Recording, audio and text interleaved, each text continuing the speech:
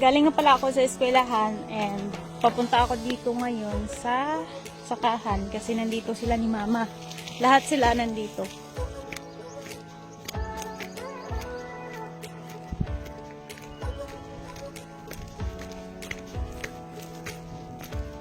So, nandito na tayo ngayon sa Kubo. Tingnan natin kung may tao pa dito. Update lang pala sa mais. Oh. Ayan na siya.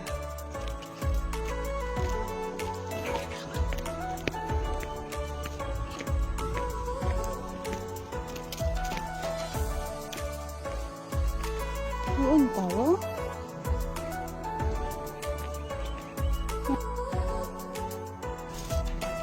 Ayan, nakatali na. Mom!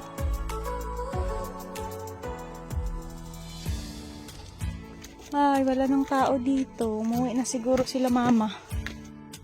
So, ayun, nandito na po tayo ngayon sa Kubo. Kaso nga lang, umuwi na sila Mama. Update lang nga pala sa mais na tinanim namin.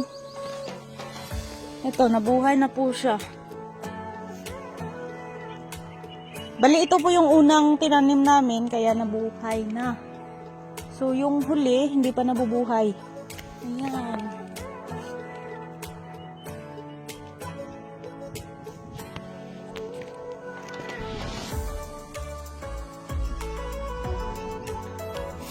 Umuwi na rin tayo.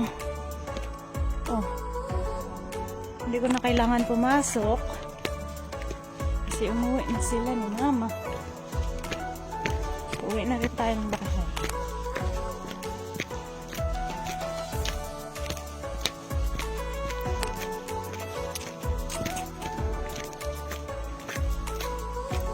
Ayan na po yung mais na tinanim namin. Nabuhay na yung iba hindi pa.